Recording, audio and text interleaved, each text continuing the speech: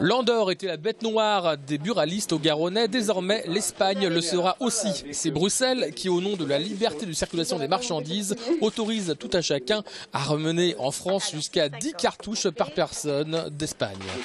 Vous vous rendez compte ce que ça fait si je prends un bus de retraités qui part d'un petit village, il va en Espagne, il revient, 50 personnes, ça fait 500 cartouches.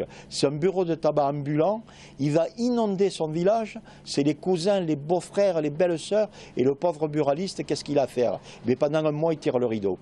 Auparavant, les consommateurs ne pouvaient rapporter que 5 cartouches par véhicule. Il y a en moyenne 2,5 € d'écart entre le paquet français et le paquet espagnol. Mais pour les buralistes, ce n'est pas que l'Europe du Sud qui est inquiétante. On a fait faire un sondage la semaine dernière à Toulouse, ville étudiante, un ramasse-paquet vide sur les trottoirs. Il a été à Toulouse ramassé 39% qui proviennent des pays étrangers. Ça provient des pays de l'Est.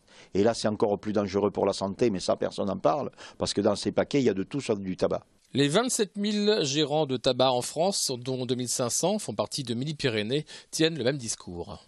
On ne demande qu'une chose, qu'il y ait une harmonisation de prix dans toute l'Europe, et puis ce produit qui est dangereux, il ne doit pas circuler.